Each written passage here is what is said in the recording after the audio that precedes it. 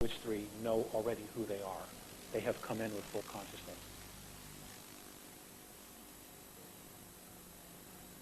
Now, your world banker families, and I'm really hesitant about this being on tape, your global banking families, and I'm not going to mention any names specifically,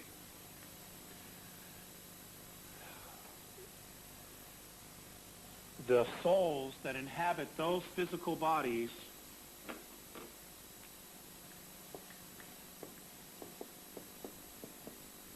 are Moldekians who know who they are.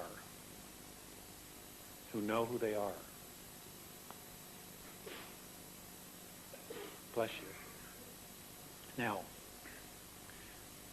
I'm going to share with you in this the concept of the walk-in, what Mornay has told me about it. There are both negative, well, there's positive, and there's negative. I'm going to focus on the negs first.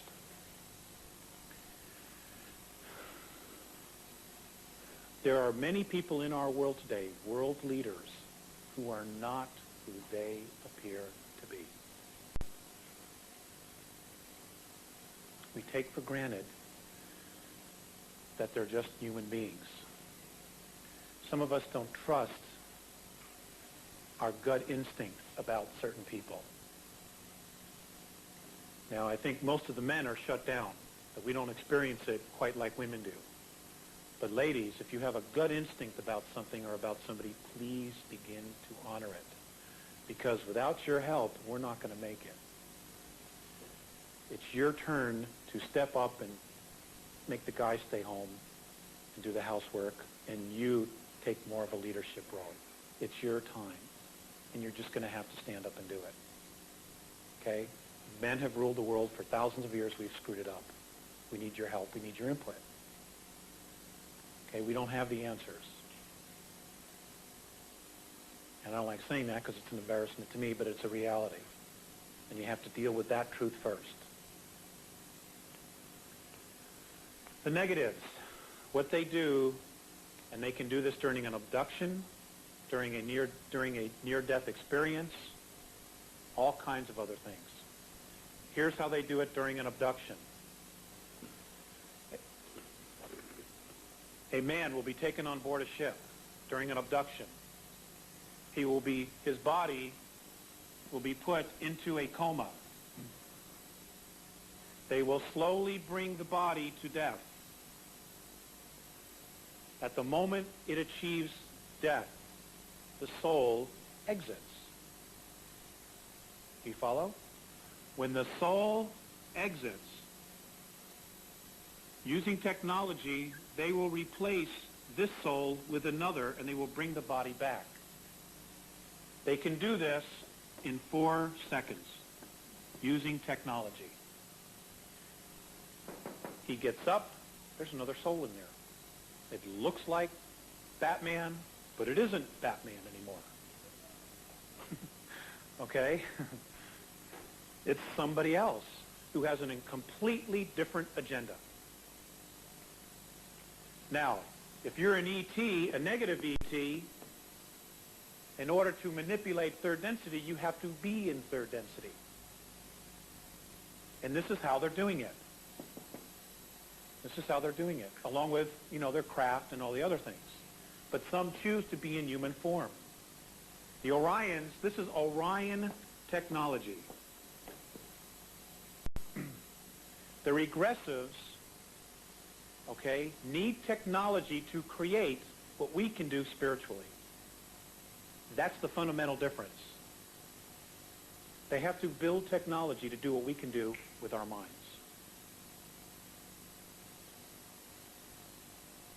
The positives, on the other hand, there is an agreement apparently with the soul that he will be here for such and such a period of time, and then when he decides to cross over, another soul will take in to use the vehicle to continue to propagate the lifetime and to do good works. Now, the positives are using this extensively right now on the Earth. And there are thousands and thousands of what you would call walk-ins here. Because they cannot intervene directly, what they have to do is they have to come in physical form and participate in the process. They are now human beings.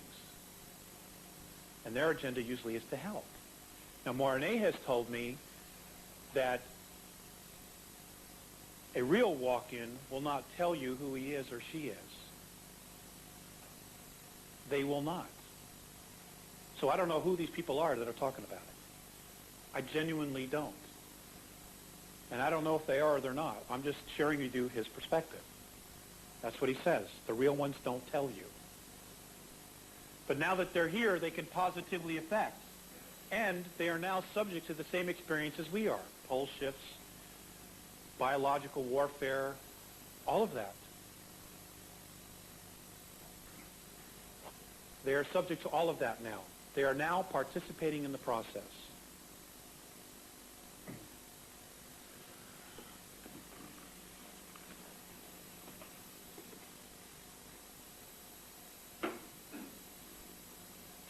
Second coming. Does everybody agree that it's okay to talk about this? Everybody raise your hand if you agree.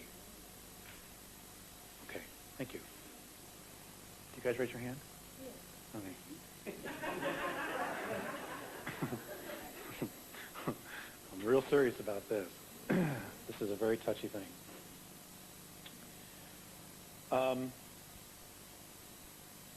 As I spoke of earlier,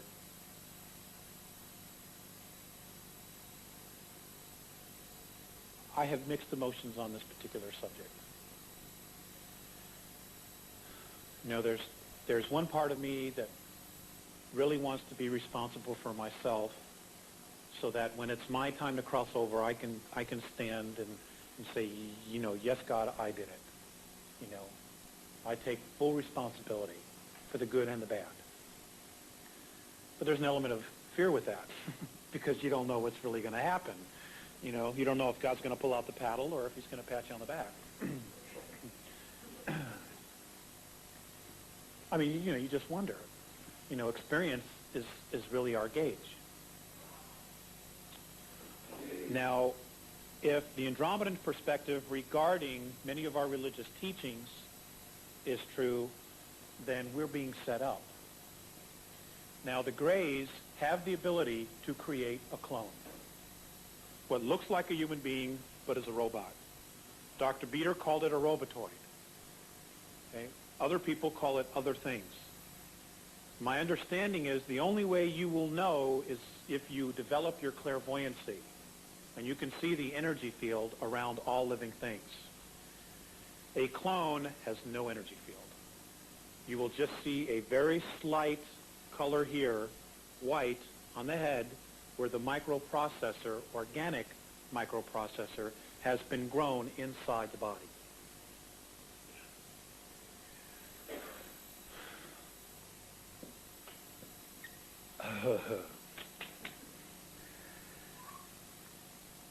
If they do this, the man who will be brought out of the clouds, probably on a UFO, probably, will look like the image of the man on the Shroud of Turin,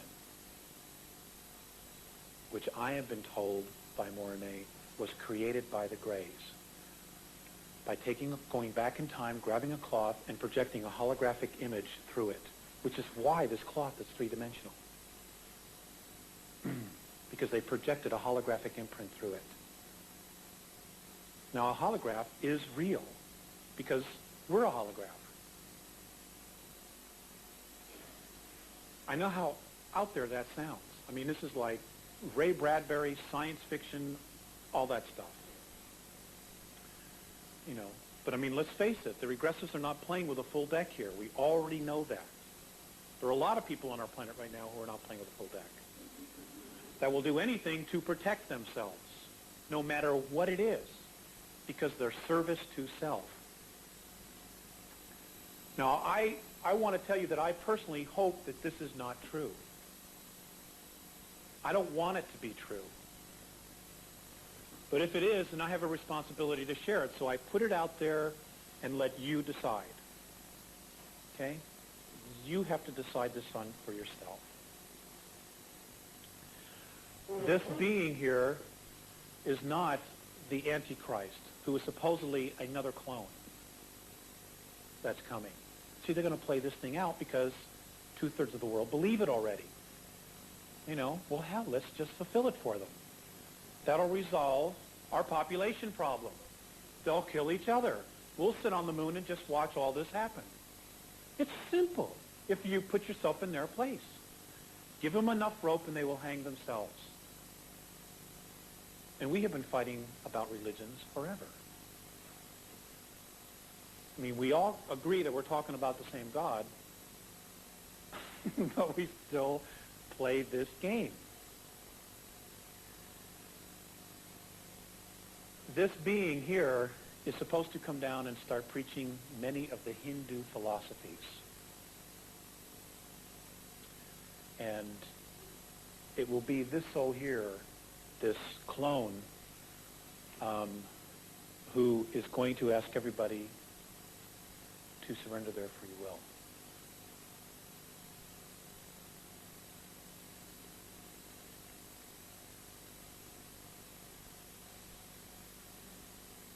Now, if we can shift the consciousness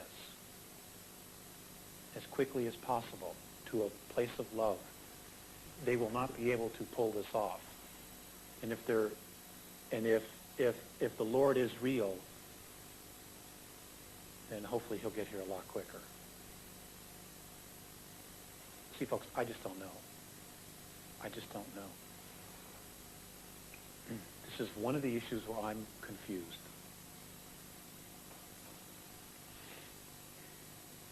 And the others I'm not. And this one I'm definitely confused. Their history, the Andromedan perspective of the Bible is that it's literature with historical accounts in it. They say that Constantine was so busy burning the resources of the Roman Empire, stopping religious wars, that he decided to create a state religion. And what he did was he took the religions of the West, which worshiped the sun god Isis, and the religions of the East, which worship the sun Krishna, and put the books together. Hes, Krishna, in the Greek, Isos Christos, and created a religion. I don't know. I wasn't there.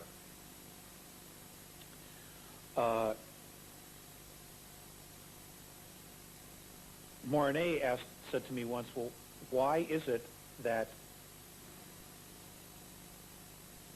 if your master teacher, that's how they would refer to him, is if your master teacher was crucified and rose on a particular day, why does that day continue to change every year? Why is it on a different date? Why does it always have to be on a Sunday? When the date's always different. And what I did in my research was I found out that Easter always falls on the spring solstice.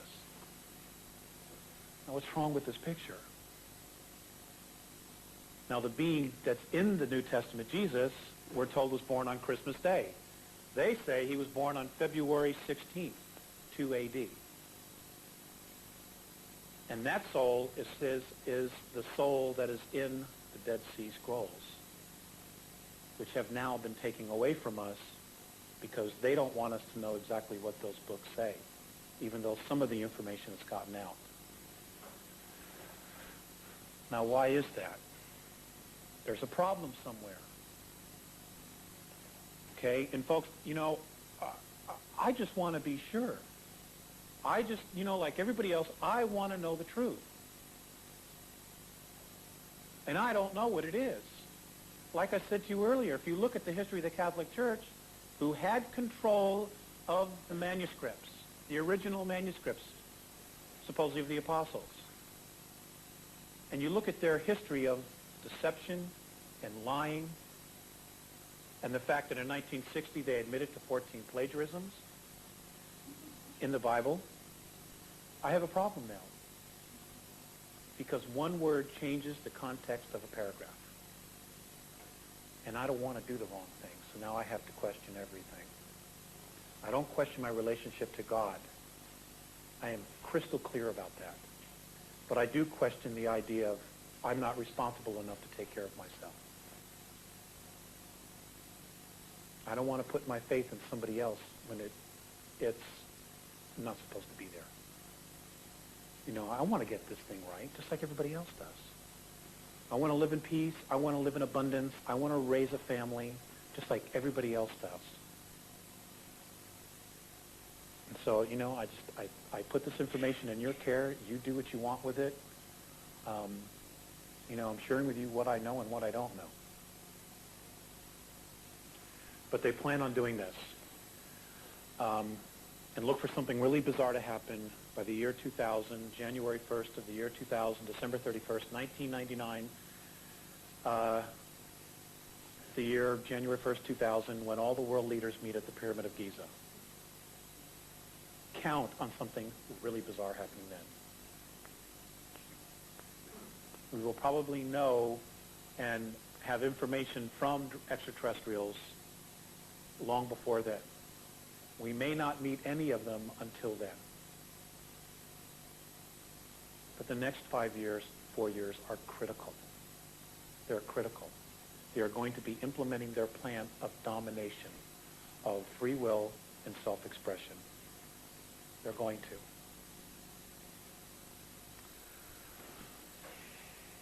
Extraterrestrials,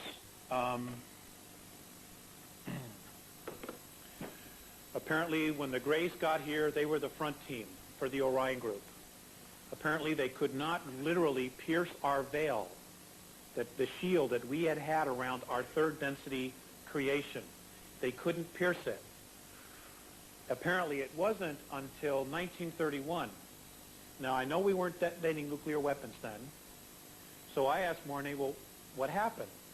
And according to Mornay, the Germans, the Nazi scientists, were experimenting with time travel, and they opened a door. They put a crack in time. And with our luck, being as it is or isn't, there were a bunch of regressives just right there. I don't know how they knew, but they were right there. And they came here officially in our linear time, 1931. And then once they were in our reality, they were able to skip back into time. Now, they can only go back to 11,230 BC. That's as far back as they can go. Because to go back any further than that, they run into Atlantis,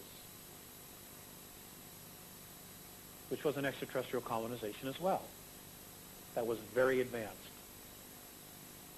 So they don't go back that far. Now, in our history books, we talk about the Sumerians, okay? And with Babylonia, we talk about the gods, okay? They talk about the gods. The pharaohs talk about the gods and their flying shields and all of that, okay? Those are ETs that came in 1931 and went back in time and started manipulating mankind.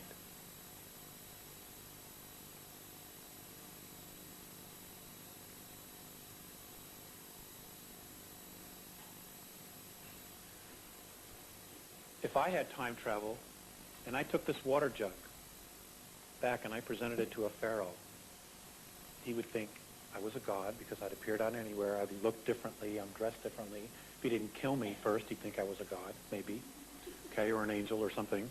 And I gave him this, then you could bet that this would be passed down and this would be something very sacred. This plastic would be something sacred to them. Okay? And it would become priceless. You know, this symbol, 7-Eleven, right here, would probably become a religious artifact.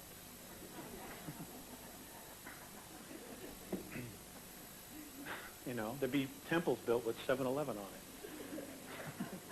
I mean, think about it. It's scary, but I mean, it's like, wow.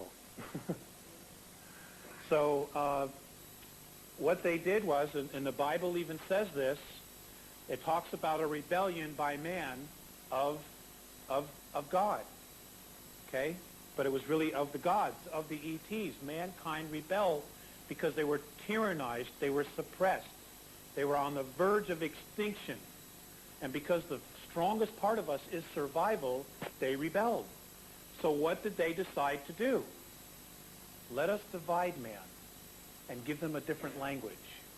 I don't remember the exact quote, but that's what it says. It's in Genesis. Let us divide mankind and give them a different language so they cannot talk to each other. Okay? Divide and conquer. Divide and conquer.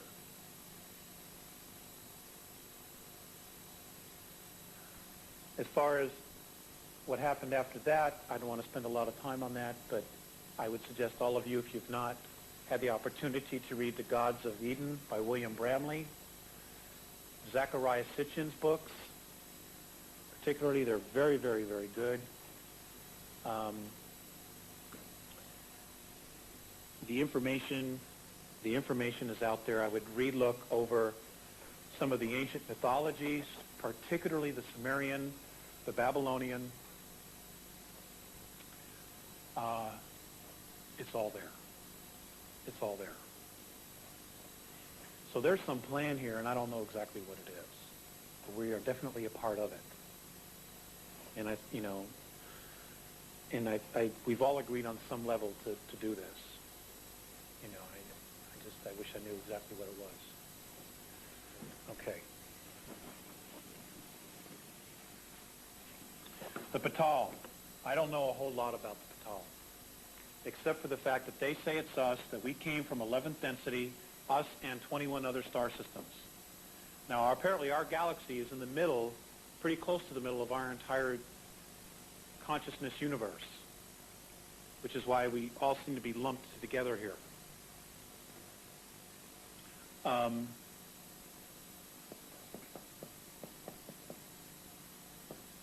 We apparently fell into the concept of time, apparently prior to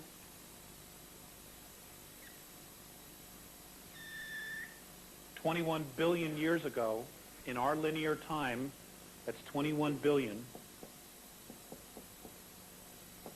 Third density, as we know it, as a physicality, didn't exist. According to the Andromedans, in their perspective, the Patal created third density. We manifested this portion of it ourselves. We cut it out of the wilderness in order to play this game. Now, I don't know whose idea this was, but next time you can count me out.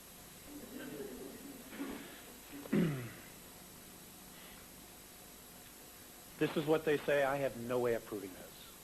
I wouldn't even know where to begin to look. I guess on a soul level, I'll know someday. You know, maybe by 2007, when all our DNA starts to crack, we'll know. And if the bad guys are still here, they better watch out. Okay. We apparently started, when the universe was first created, we were at fifth density. We migrated and evolved all the way to the highest level, which means we have the experiences that are accredited to all these dimensions to the 11th. Now, as we're told, everything is connected to each other. We are all connected in some way. Well, if we evolved from here all the way up and then we fell back in time to third density, then everything we do here affects everything, all the way up and all the way back down. But because this is our reality, because this was our idea, our creation, the positives have a hard time knowing exactly how to help us. They don't know exactly how to help us because we set up the rules of free will, of self-expression. And they don't want to come in and make the problem worse, because if they make it worse, it's going to affect them anyway. And then it'll be their fault as well.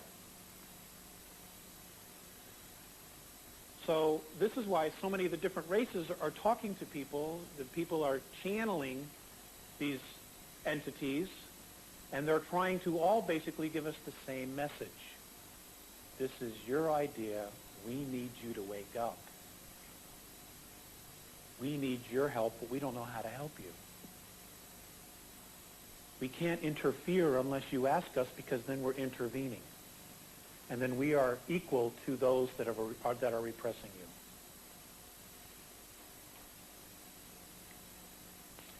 It's a tough situation.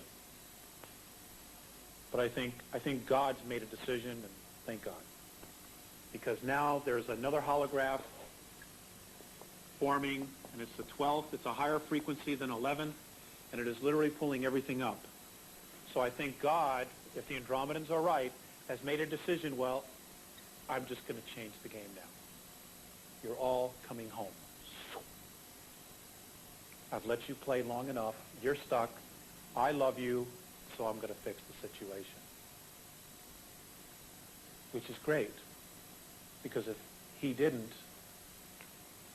we only have 40 years worth of oxygen left. So we played it right to the end. We played our game right to the end. We took it as far as we could take it without self-destructing. And we're responsible for that. You know, we're all going to have to stand there together and say, yeah, well,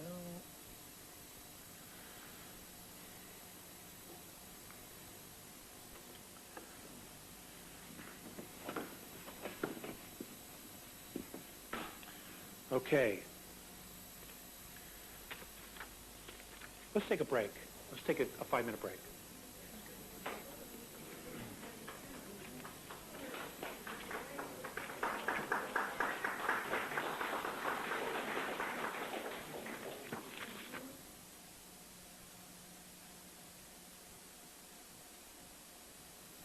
Hi.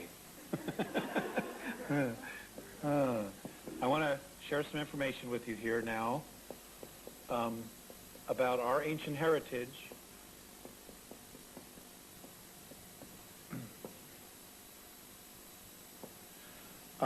We're going to talk for another 15, 20 minutes, and then I want to get to questions.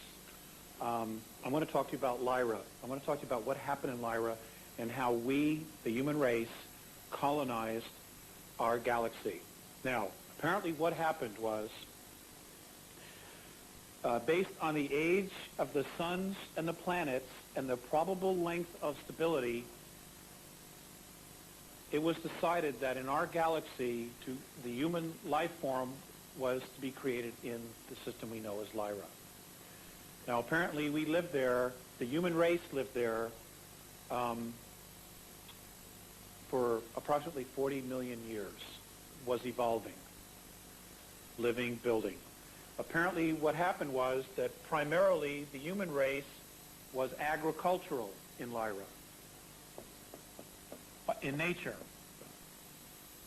Apparently we were very plentiful, very abundant, and we lived in peace. Then one day, huge craft appeared in the sky. And a large ship came out of one of the large, what we now know as motherships, approached one of the planets. That's name was called Bila, B-I-L-A, Bila, actually, which I guess is a Lyran word. And reptilians got out from Alpha Draconis.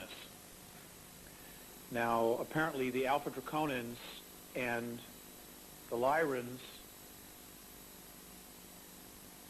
were afraid of each other.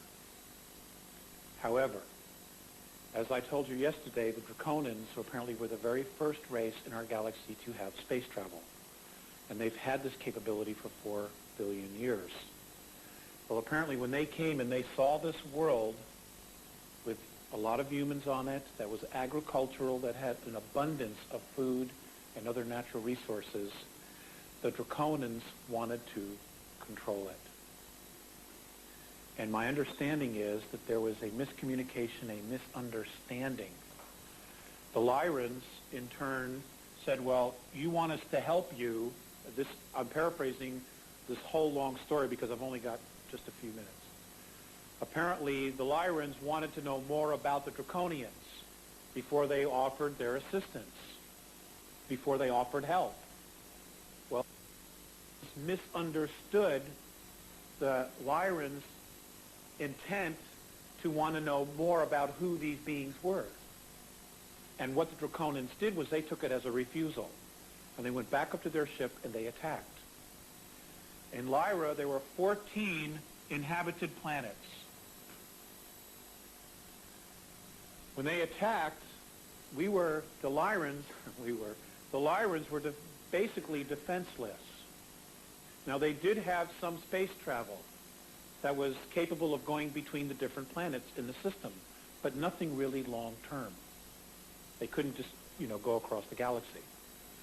So what happened was, when they attacked primarily these 3 planets. These are the only 3 that the Andromedans have made a real statement about.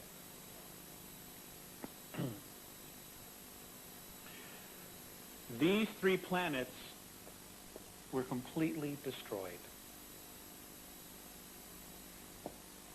50 million Lyrans were slaughtered.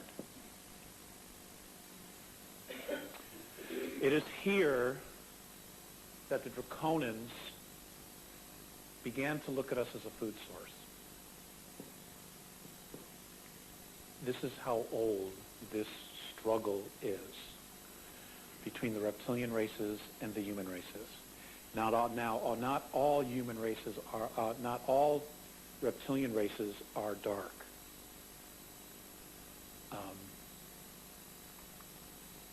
And not all human races are dark, but there's a mix.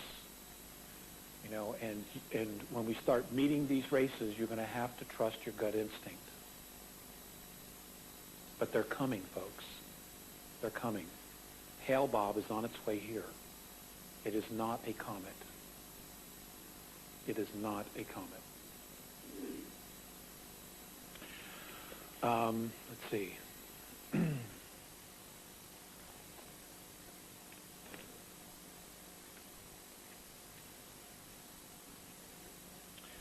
Okay, I want to talk to you and share with you information regarding the Draconians.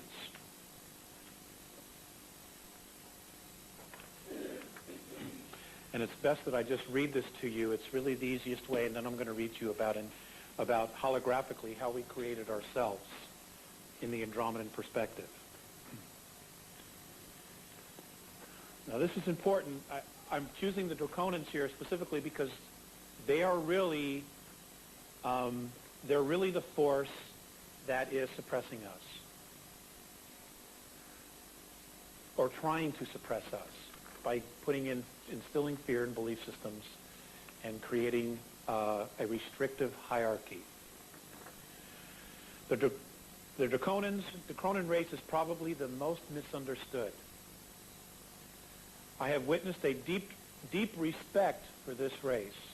The Andromedans consider the Draconians the ultimate warriors, not in a positive sense, but in a negative sense. The Draconians are the oldest reptilian race in our universe. Their forefathers, somewhere in our most ancient past, came to our universe from another separate universe and or reality. When this actually occurred, no one really knows. The Andromedans have said that the Draconians themselves aren't real clear how and when they themselves got here. But what is interesting is that they declare and teach to their masses that they were in this universe first, before human beings, and that they are heirs to this universe, and as such, all of them are royalty. They are disgusted why all the human races don't recognize this claim as truth. But nonetheless, they don't debate the issue with them either. They have colonized many star systems, and they have created many races by genetically altering the life forms that they encountered.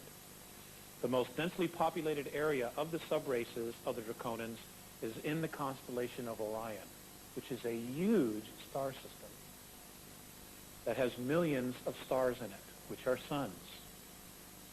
which have solar systems around them. And Rigel, and also the star system known as Capella. Here lies a very dangerous part of the universe for human beings.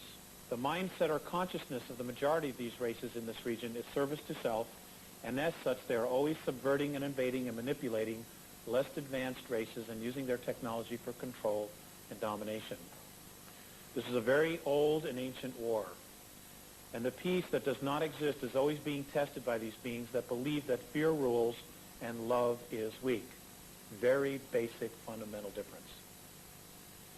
That the less fortunate are meant to be slaves, and this belief system is created at birth in the reptilian races, as the mother at the time of birth will hide the young and then abandon them to fend for themselves. And most of the time they are cared for, if they survive, by the warrior class that uses these children for games of combat and amusement. So as you can see, by what the Andromedans have said, at a very young age, they are taught to be warriors. They are forever in survival, which means they have no boundaries.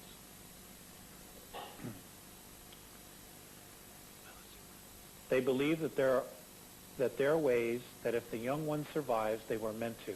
But in the process, they have to fight all the way at a young age till they are full warriors, and that they are used to depending on no one.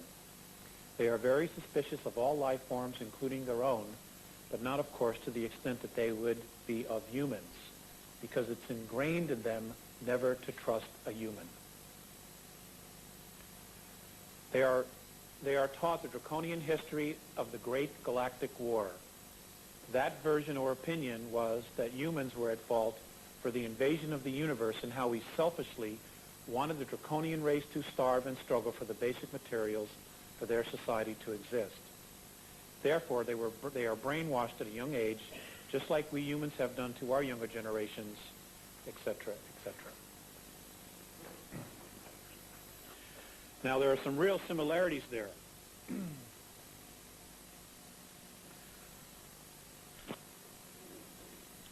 Draconian thought, that's actually an expression here in our world. I would suggest you guys research that.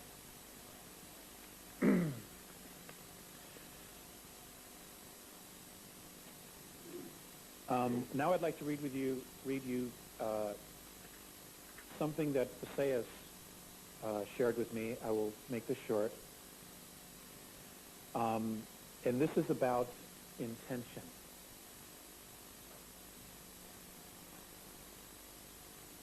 The smallest piece of physicality, that which all of you and we build upon, is what your science calls the atom. You are taught that each single piece of physicality contains electrons, protons, and neutrons. And then they are supposed to attach themselves together like a bride and groom in various ways to create what you call nature. Molecules manifest this union and marriage to create you, me, and even your elephants. We would like at this time to expose a flaw in the network thinking of your Terran sciences. So let us start with what you know as the atom. Your experts tell you that atoms are dancing and spinning unpredictably. Yes, that's the right word. Where is the predictable solidity of matter?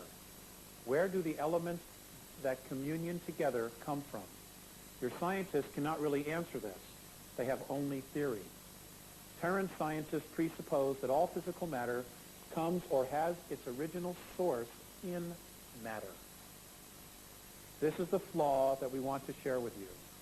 The true origin of all elements of physical matter is intent. The intent of the isness that makes all things possible. The physical reality that you know has an invisible side or world that your Terran sciences are only now begrudgingly looking at for answers. We are pleased to share with you the idea that intent is the primal force of creation. You may use desire if you would like. It is the isness whose intent and desire to explore and expand itself in all possible openness that create all physical matter on all dimensions. and has made it possible for us as well to explore ourselves to completion. Therefore, know this. The first material in creation is the electron. The electron is the first tool in which to build upon your reality in the physical.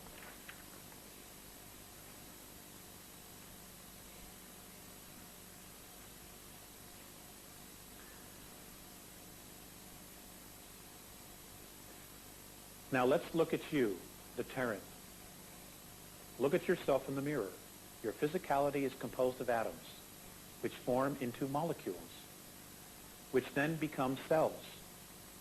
You that hear these words are yourself a symphony of electrons, atoms, molecules, and cells of intent. All of you are an unimaginable, complex being of intents or desires. Many of you walk around asking for a miracle, and you are already that which you ask for. From beginning to end, physical matter is a network of intent and desire. The isness then spins consciousness into the matter, and what you have is life. Physical third density life.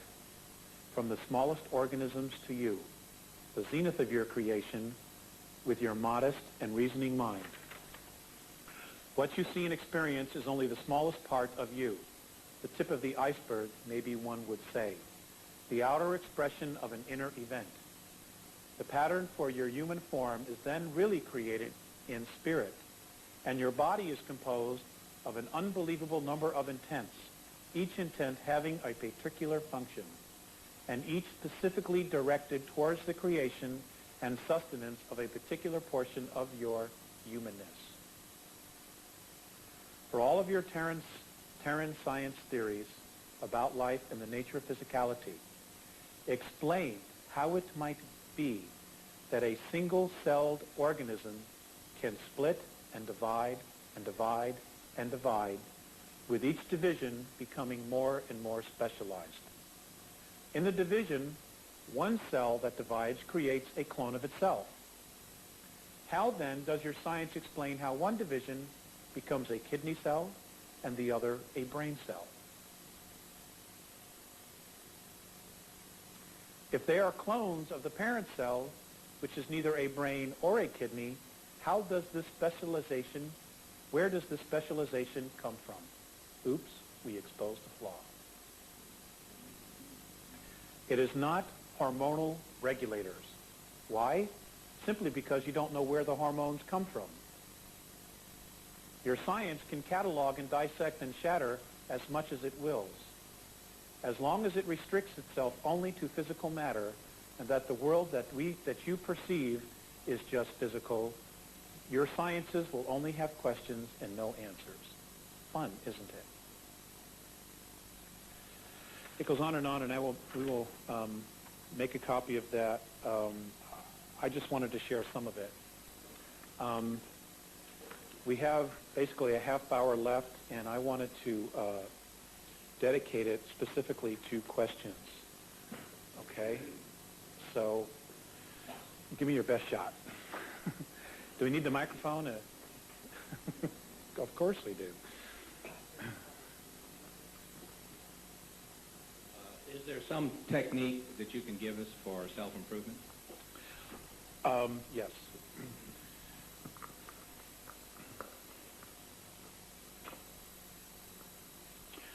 I was given a meditation or an exercise, for those of you who are sensitive to that word, and it's a long story how I eventually got it out of Mornay.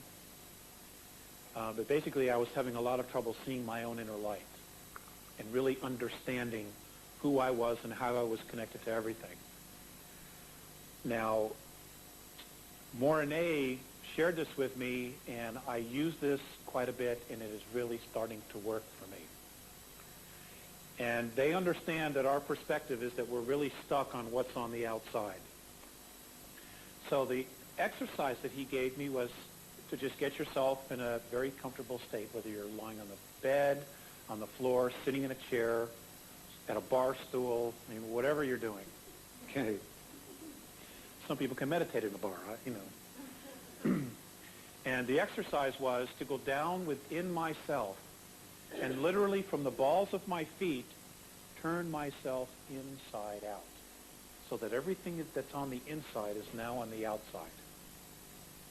And everything that's on the outside is now on the inside. And all I will share with you is this. You may have to do it, but when you start to see yourself upside down, you're on the right track. Keep doing it until you get yourself upside down. Then you know you're doing it right. Because nothing appears to be what it really is. That's the illusion. In fact, you folks are looking at me. In reality, your eyesight, your eyes are seeing me upside down. It is your brain that turns me around. So which is right? If you go outside and you look at the sun right now, and you look at the location of the sun is not right there. That light takes 9 minutes to reach us. The sun has already moved. So it's not exactly where we see it. It's already moved to another location. I mean, just little things like that, you know, we're supposed to be aware of. That one's helped me the most. The other is quiet time. I mean, just make quiet time for yourself, even if it's just 15 minutes a day. No noise, no distractions. You know, we're blessed because we live 20 minutes from National Forest. And I have no problem escaping to the forest. You know, here in Texas, I don't know what you folks do, but find some quiet time, at least 15 minutes a day. It's really, really important. And for you men, it's really, really important that you listen to your bodies.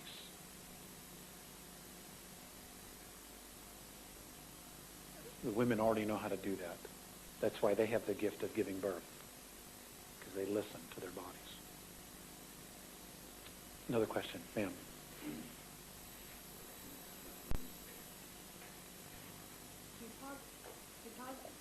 John, thank you. Do positive walk-ins come in at death, or do they share? Do they share? I mean, are there two personalities in one body? Yes, are there two? I don't understand. I don't believe that occurs. My understanding is that one leaves, another comes in. Otherwise, you might have a real serious split personality.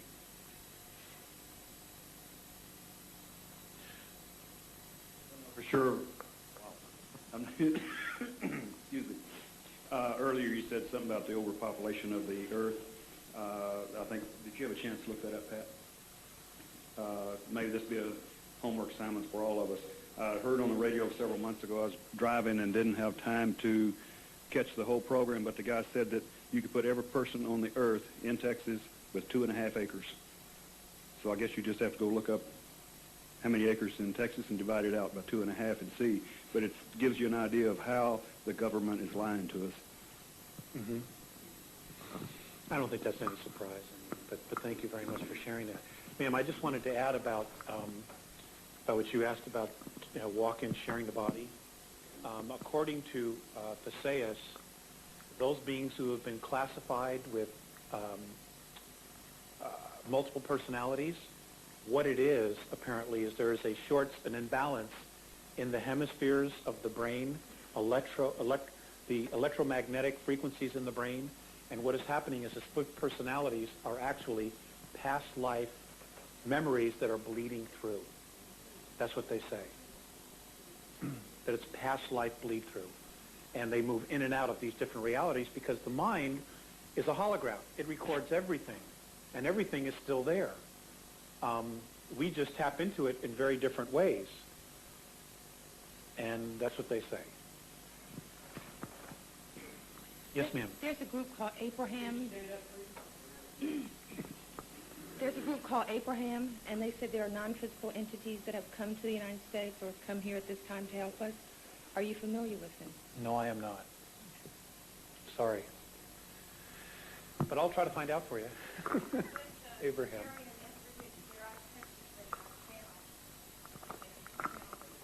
Okay. I'll find out.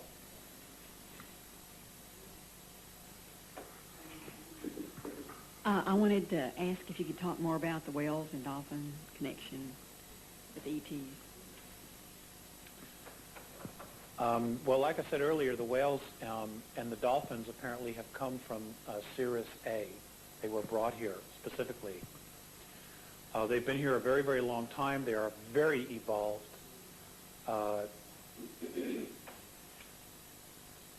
God, you know, but there just isn't time to really go into it because then there'd be no more questions.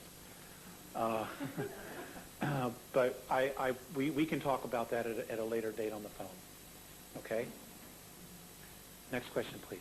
I have another question about a walk-in. Drumelo Melchizedek does the Flower of Life seminar, and he claims to be a walk-in from the 18th dimension. I'm wondering where the 18th dimension is, since you haven't mentioned it, and what can you tell us about him? I do not know the man personally. I've only heard rumors to that effect. And my understanding is that there is no 18th dimension, that the highest is 12, and that's just now being formed. So I have no clue where he's from. Again, I would say you trust your gut instinct. You know, I'm not familiar with this information. The information I do have is firsthand of experiences other people have had, but you would really need to talk to them about it because it's their experience, and you know I wouldn't want to propagate a rumor that isn't true. So I can point you in that direction, though, after the lecture. Okay. Anybody else? What? I had a question. If we're going to be going from third through fourth and into fifth dimension, which is a different reality as I understand, then what does it matter with the government trying to manipulate everything? How is that going to affect us, or will it? The whole point of the manipulation is to try to hold us back. To prevent us from going into that dimension. Or as many as possible. Now, when we talked about the creation of our universe, okay, and the weight that negativity creates, okay, all of those who are not going to be moving into fifth density are going to do what? They are going to create another space of consciousness, which we call a universe. And they will continue to play out this game until they get it right. Okay. I had a second question. The council has ordered all ETs off the planet and to stop influence goes by 2003. Correct. What then and how will Hale-Bopp affect that when it arrives here? Because suppose it's carrying ET that's going to be doing that very same thing. That would be in violation of that council's order, right? That's correct. So your answer is, how are they going to do this? Right. I have no clue. I have no clue how they're going to do it. That is not something that they've told me how they're going to do. I don't even know if they know for sure how they're going to do it yet. I'm just sharing with you what they've told me. That they are going to make sure, and if possible by force, remove everything that's ET off our planet. Okay, thank you. You're welcome. Sorry.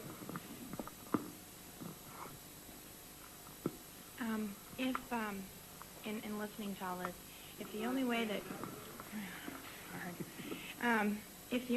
we're going to be able to fight this technology is by using our own original organic powers from the 11th density, then, and of course, not focusing on all this technology would be a benefit then, because then we could focus on who and what we were to start with. Is there a way that the Andromedans and anyone else could help us get better focused on that, or understand possibly the process of the resurrection, if that indeed occurred, and if we can start that process now?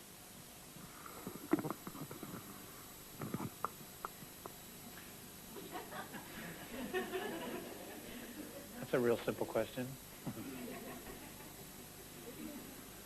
Oh, I'll ask. I will ask, and I will pass the information on to Pat.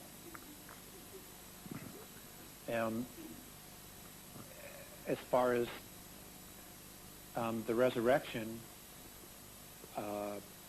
the biblical resurrection, if it really happened, don't know. But I will share with you this, and I know Pat has had his own experiences, but I will share this with you that I heard a few days ago on CNN about a baby that was born, lived for just a few hours, and crossed over. Well, the hospital people gave the mother the child to allow her to grieve. Now, the child had been dead 3 hours and 15 minutes.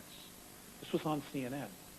And suddenly the child just gasped for air. They took the child away from the mother, put it into a facility, and the child is doing fine.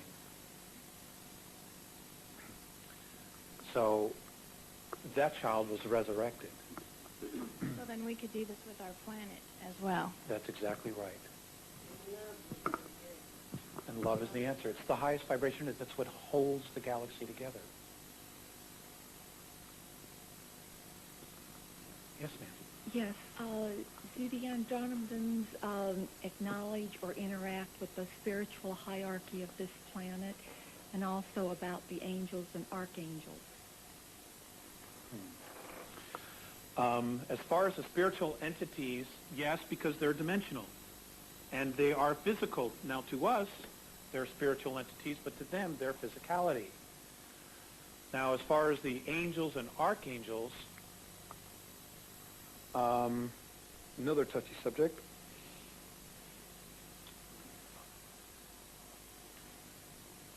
In their perspective, we're all angels.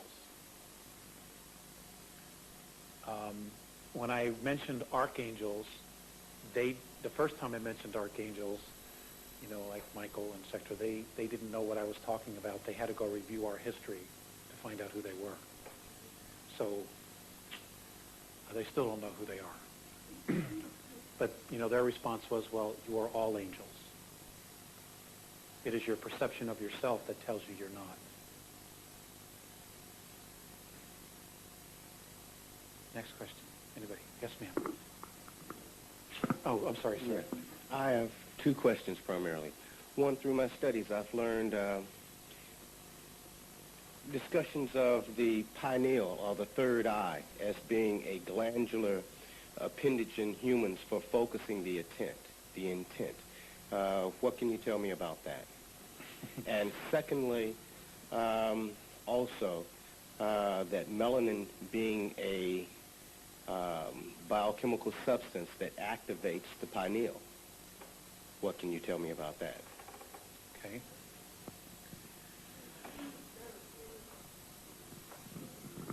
No, melanin. Exactly. I've asked because, people have used drugs and things like that to have conscious awakenings and mind-expanding drugs. So I've asked about that.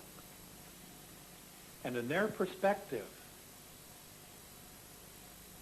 by focusing on that, we are focusing on our physicality as being the way to open us up spiritually. And what their opinion is, their perspective is that we're looking in the wrong place. We're already awakened. We're stuck on the physical. In other words, unless our intent is to focus and open up the pineal and start to see things, then we believe that we're now spiritually awakened and we're on the right path. Their opinion is that stuff is already, all those experiences are already in us. We've already done it. And that we should not focus on the physical as being the tool, but focus on the self, which is the tool. In other words, find your light that's inside of you, and you won't need to deal with the pineal. It's a distraction. That's their opinion. There's at least two schools of thought on that. I know. And, I can't see future events, so I don't know. I'm like the rest I'm just, like you, I'm trying to figure out what it is. Their whole focus is to not focus on the physical, but focus on who you really are. We just have the physical forms to allow us to participate in this dimensional realm. That's the only reason we have this vehicle. But it's not who we are. Judge which physical form we partake of in this physicality. They're a tough bunch. They're a tough bunch. What force judges what physicality we partake of in order to take part in this? I understand it's our own selves. So again, it comes back to self-responsibility. You created this. You can uncreate it. You know. We have a question from the cameraman. Yes. I'm sorry. I didn't see anybody else with their hand up. I was at this place when I was a kid. There's a lab, and it's underneath the ground in New Mexico, but it's not Los Alamos. And in the late 60s and early 70s, they were studying moon rocks and charting the ocean bottom. And then all of a sudden, this group of scientists was disbanded. I have friends that have been looking for property in that area. There's whole groups of property in New Mexico, even though it's available, you can't purchase it. And I think it's in this area, and you mentioned it on a tape. Do you know anything about it? Well, it's quite a state. You're talking about Dulce, you're talking about Manzano Mountains, Las Lunas. There's all kinds of areas.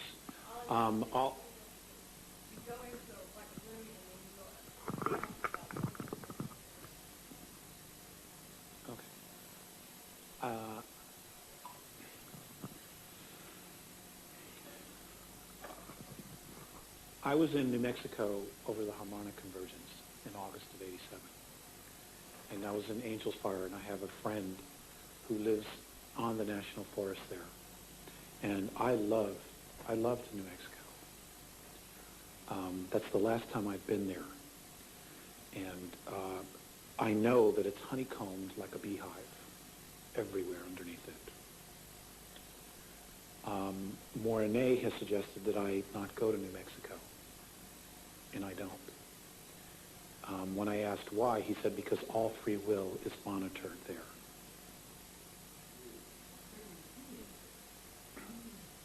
So, that's all I know. Where this particular place is, it could be almost anywhere there.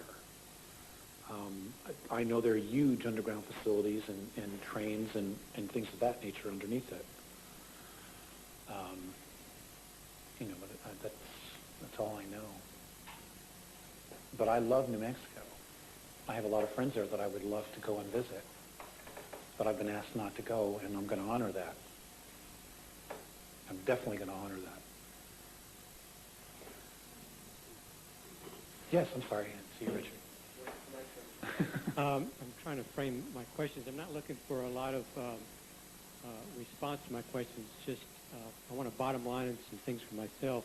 I thought it was quite interesting. One of the papers you read there, from what I heard, was just bringing up the notion. Well, it was bringing up an opportunity for us to question our conviction of the notion of reality and matter. You begin to read, and he was pointing out how we, in our natural sciences, understand the atom and so on and so forth, and the cells, and he was pointing out the inconsistencies in that.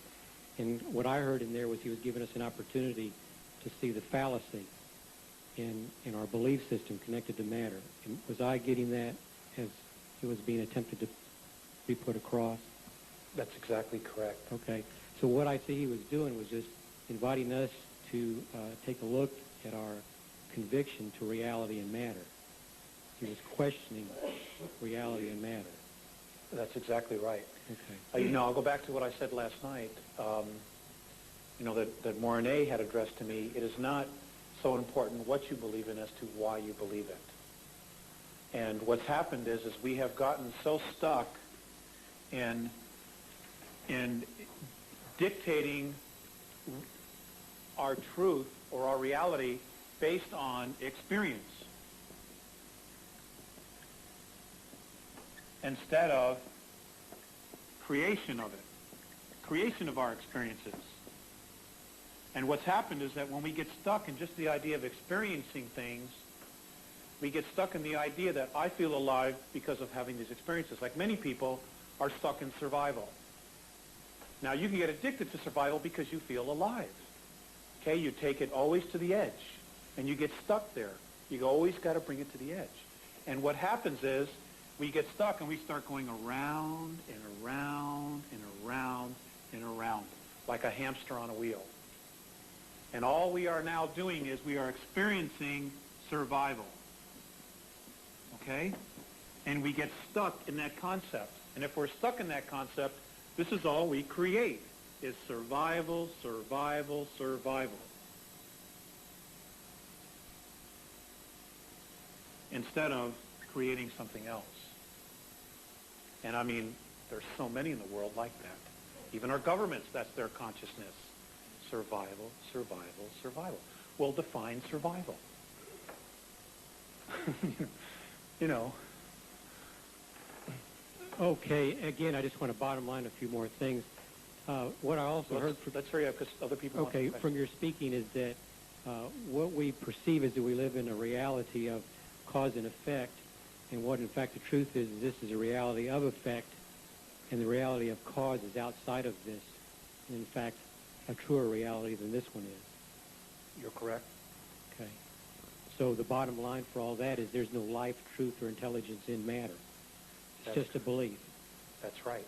So any effort It reflects back to you the value you put on it. So all the effort we use to change matter is the greatest hoodwink perpetrated on humanity as we look to alter matter to change our situation. That's just looking outside of ourselves for the source of the truth, the light and the way. We're just going tremendously like a bat out of hell in the wrong direction. Aho matakwiyasa. Thank you.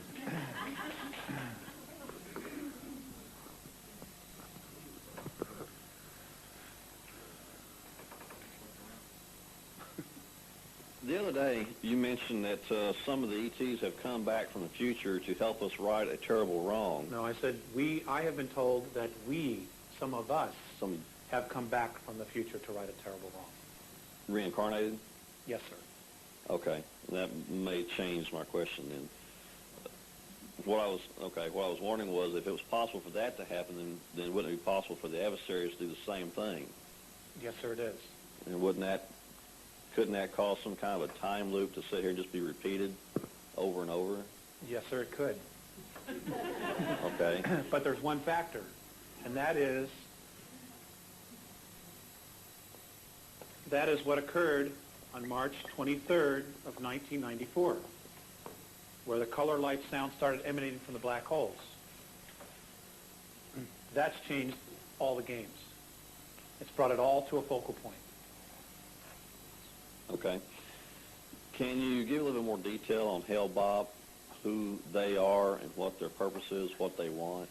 I don't know that. All I know is that Morane has told me that it is a protocol ship from Orion. And they know a protocol is, as I understand it, a team that comes in the front and prepares the way for the ruler or the king or the queen or whatever, okay, prepares the way. That's exactly what they're doing, okay? Means it's going to get ugly.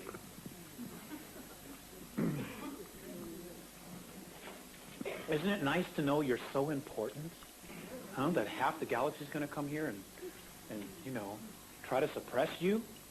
Poor little old us, you know? Imagine how much fear they're in. Oh, my God. Are you familiar with the term brotherhood of all? No, I'm not. It's sort of supposed to be like, Mary, what was the brotherhood of all in that other tape? Oh, Norma Milanovich. Did you ever hear of her? I've never heard of her. She's in Colorado. Okay, Norma Milanovich speaks of that she had telepathic communication from Dwalkul, Kuthumi, and some ETs, and she talks about Do we have a question? some of the crop circles. Do we have a question in here? Yeah. Okay. Well, Does anybody want to ask a question? Yes, I have a question. I got a quick one. What can you tell us about the photon belt, please? I don't know anything about the photon belt. The Andromedans have never mentioned it. Did you include in the packet the alien bases here, the locations of them for us? No, I have not. They're on a huge map of the United States. I will get that to Pat. Thank you. On that map are both the good and the bad and the indifferent.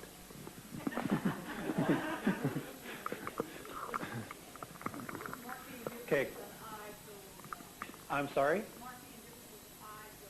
I will. We'll take 2 more questions. How often are you contacted now, and do you initiate any of that? I try to initiate it. Believe me, I do. I would say that probably on an average right now, maybe 1 to twice a month. Majority of them in the last 8 months have been telepathic at this point. There's a lot of weird things going on out there, folks, and I will tell you this. The Greys, their clones are at full-out war with the Pleiadians right now. There is civil war apparently going on in Sirius B. There are a lot of things going on. The quarantine around our solar system has been broken, and there are skirmishes going on all over the place. So things are heating up.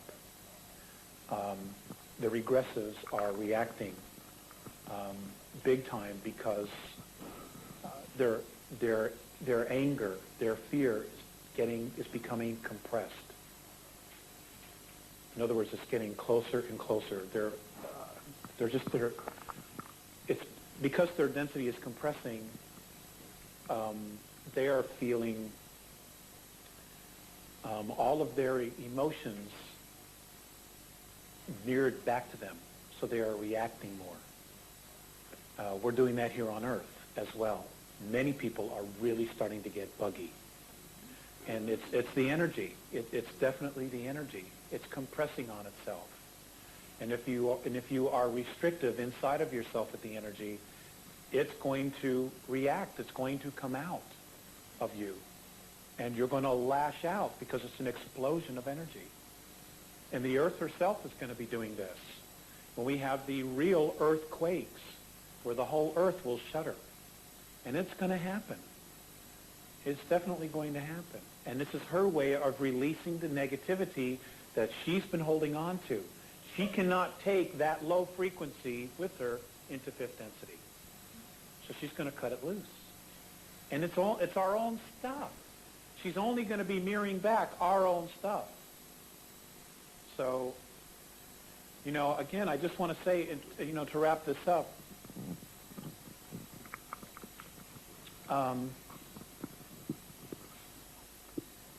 please, please don't turn on each other. When the aliens get here, all we're going to have is each other. When they get here and they say, well, the whites, this group says, well, the whites are the ruling race. When another group gets here and says the blacks are the ruling race. When the Chinese are the ruling race. The reality here is they're all full of shit. We are a race of beings living on a planet. We are a race, regardless of the color of our skin. This is the only planet in our galaxy where all these different races live together. Do you know that? This is it. And they've got us warring with each other. We're being duped. Don't turn on each other. We are all that we have as a race. When the Andromedans come down here, they don't look at the United States as a race. They don't look at the blacks as a race, the Chinese as a race, the Japanese as a race.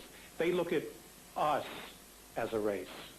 They look at a planet, and it doesn't matter the color of their skins or their beliefs. They look at us as one race. And they're right to do so, because the whites kill the whites, the blacks kill the blacks, the Chinese kill the Japanese Japanese kill the Chinese. I mean, it's just, what difference does it make if we're killing each other? Yes, ma'am. the last question? Are you familiar with HAARP, H-A-A-R-P? Yes, ma'am. In Alaska? Well, Yes, do ma'am. you suppose that HAARP, as well as all the weather manipulation that's been going on around the world, is that controlled by the ETs who are the negative ones, the negative ETs? Okay. Great question.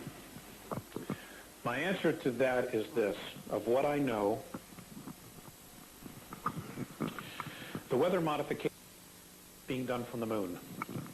And how they're doing it is they're crossing particle beam weapons, and they're moving storms, literally creating storms, and then moving onto the coasts of unfavored nations. Okay? This is being done by mankind. And this is being done from the moon. HAARP, the reason for HAARP and the weird things that it's doing are just a byproduct. There are real specific purpose for trying this technology is to create an electromagnetic shield around the Earth so nothing can get in, because they're very concerned about the invasion that's coming. What does HAARP stand for? Good question. An article that came out in Popular Science. There's a book, actually, there's a book that's out, and it's called Angels Don't Play This HAARP. And I've gotten halfway through it, and it'll keep you up nights. I kid you not. We are definitely messing with stuff. Now, the Pleiadians told Billy Meyer that somewhere around 2008, there was a possibility that the United States government would do something that would ignite our ionosphere into fire. And this sucker, what they're doing is putting billions of watts of electricity into our ionosphere. It's at the radiation belt fire. What's it called? Van Allen belt fire. Right. We've been told about that. I don't know anything about that. So, and that's actually in Randy Winter's book. He also mentions that that the Peace talk about that. You know, and this technology would certainly do it. You know, but it's to create an electromagnetic shield around the planet because they're worried. You know, they got, you know, the people that are in the military, and I mean, you know, I feel sorry for them. I feel sorry for those beings that are in the NSA that maybe got themselves involved in this way back in the 50s. They have totally put themselves square in the middle, and no matter what happens, they're in big trouble. Because when the people find out, the only safe place they're going to have is the moon. Okay? I kid you not. When we find out, when it all comes out, what they've done to us, that's the only safe place they're going to have. But once they go to the moon, they're going to have to hang out with their regressive brothers and sisters, you know, who will eat them for lunch. So, I mean, they're in trouble either way. You know, but they did it themselves. They did it themselves. Ladies and gentlemen, it's been an absolute pleasure for me. I want to thank Pat and Nancy and his family for having my wife and I here. And I want to thank all of you for spending more time. You've been gracious. You're awesome. And don't ever forget that. No matter what your friends say, you're awesome. Thank you very much.